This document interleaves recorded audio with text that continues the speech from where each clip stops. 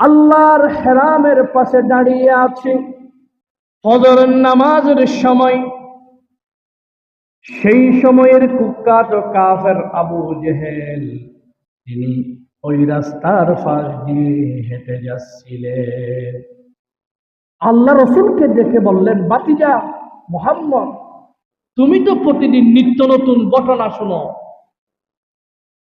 আজকে কি তোমার কোনো নতুন খবর আছে?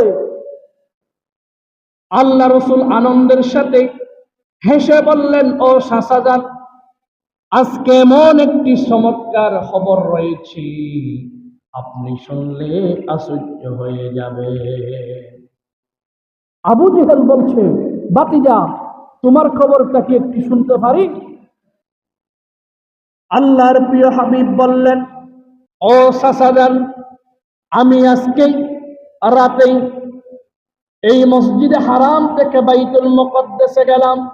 সেখান থেকে প্রথম আসমান থেকে দ্বিতীয় আসমানে, দ্বিতীয় আসমান থেকে তৃতীয় আসমানে, তৃতীয় আসমান থেকে চতুর্থ আসমানে, এরপরে আমি পঞ্চম আসমান, ষষ্ঠ আসমান, সপ্তম আসমান, সিদরাতুল মুনতাহা, আরশ আজিমে গেলাম, জান্নাত জাহান্নাম দেখলাম। এরপরে আতাইতু ক্বাবলা সুবহি, আমি ফজরের নামাজের একটু করে আগে এই মসজিদে চলে এসেছি।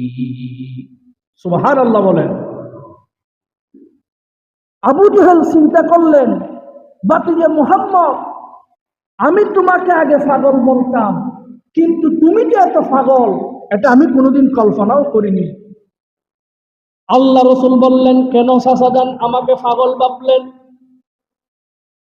এখান থেকে বাইতুল মুকদ্দাস যেতে সময় লাগে 1 মাস, মানুষের হেঁটে হেঁটে আসতে লাগে 1 মাস, উট দিয়ে যেতে সময় লাগে 16 দিন। আর তুমি বলতেছ আমি আকাশ থেকে প্রথম আসমান, দ্বিতীয় আসমান এইগুলা বাদ দিলাম, শুধু মসজিদে হারাম থেকে বাইতুল মুকদ্দাস যেতে একজন মানুষের 1 মাস সময় লাগে। আর তুমি বলতেছ আমি রাত্রে বাইতুল মুকদ্দাস গেলাম, সেখান থেকে ঊর্ধ্ব জগৎ, এইভাবে আরশ আজিম, জান্নাত জাহান্নাম, এগুলো একজন মানুষের পক্ষে কিভাবে সম্ভব?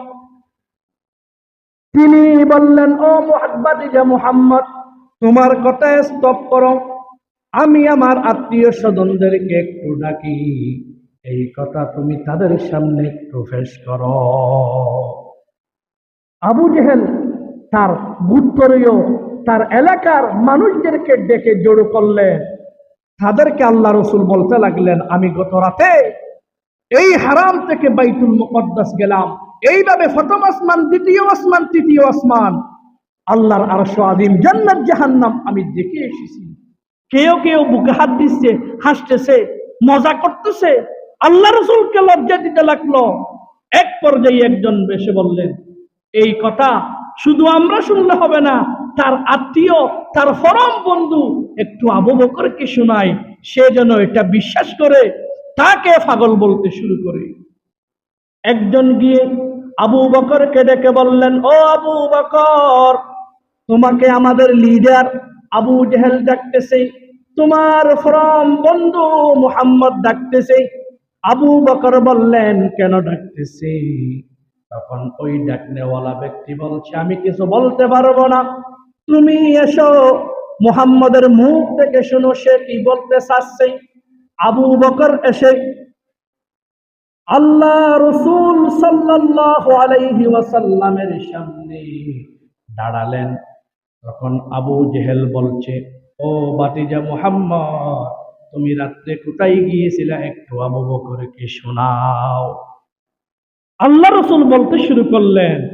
এক পর্যায়ে মানুষের বীর সেট করে আবু বকর আল্লাহ রসুলের সামনে গিয়ে বলছে, আইনা কুনতাল লাইলা ইয়া রাসূলুল্লাহ, ও আল্লাহর হাবিব, আমি গত রাতে আপনাকে অনেক জায়গায় খোঁজ করছিলাম, আমি আপনাকে পাইনি, আপনি গত রাতে কোথায় গেছেন? আবু জেহেল চিন্তিত হয়ে গেলেন, আমি আবু বকরকে ডেকেছি, মুহাম্মদ যে পাগলামি করতেছে, এক রাতে তিনি 765 কিলোমিটার রাস্তা কিভাবে সফর করলো? এটা তো মানুষের পক্ষে সম্ভব নয়। এটার জন্য আবু বকর মুহাম্মদকে ঘৃণা করবে।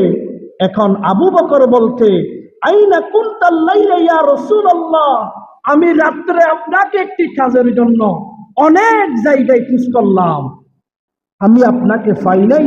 ইলতামাসতুকা ফি মাকানাকা ফালাম আজিদ ইয়া রাসূলুল্লাহ, আমি আপনাকে এত জায়গায় এত খোঁজাখুঁজি করলাম, আমি আপনাকে পাইনি কেন? তখন আল্লাহ রাসূল বললেন, ও আবু বকর, তুমি আমাকে কেমনে পাবে? আমি তো গত রাত্রে এখানে ছিলাম না, আমি গত রাতে আল্লাহর সাথে দিদারের জন্য মেরাজে গিয়েছিলাম। আল্লাহু আকবার। মক্কার কাফেররা আশ্চর্য হয়ে গেল। আবু জেহেল বলতেছে, কি বলে? এটা আমরা বিশ্বাস করতে পারি না। আবু বকর মুহাম্মদকে রাত্রে খুঁজতে পাই নাই, আর একজন মানুষের পক্ষে এত দূরে যাওয়া কিভাবে সম্ভব? তখন আবু বকর বলছে, ও আবু জেহেল, এটা তো একটা স্বাভাবিক বিষয়। আল্লাহ যে আছে, আমরা কি কেউ দেখেছি? আমরা আল্লাহকে বিশ্বাস করি না? জান্নাত জাহান্নাম যে আছে, আমরা কি কেউ দেখেছি? তাহলে আমরা বিশ্বাস করি কিনা বলে?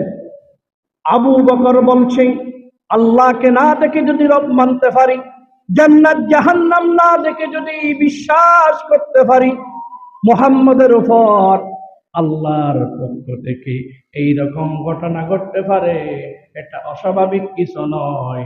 সদকটা আমি বিশ্বাস করে নিলাম, এটা হচ্ছে সত্য ঘটনা। সম্মানিত বৈষ্ণব, আবু জেহেল লজ্জিত হয়ে গেলেন। সেই জন্য ইমামগণ মুফাসসিরগণ বলেন, 765 কিলোমিটারের রাস্তা আল্লাহ কিভাবে রাতের সামান্য অংশে ভ্রমণ করাতে পারেন? সেই জন্য আল্লাহ বলছে সুবহানা, এটা আল্লাহর পক্ষে অসম্ভব কিছু নয়।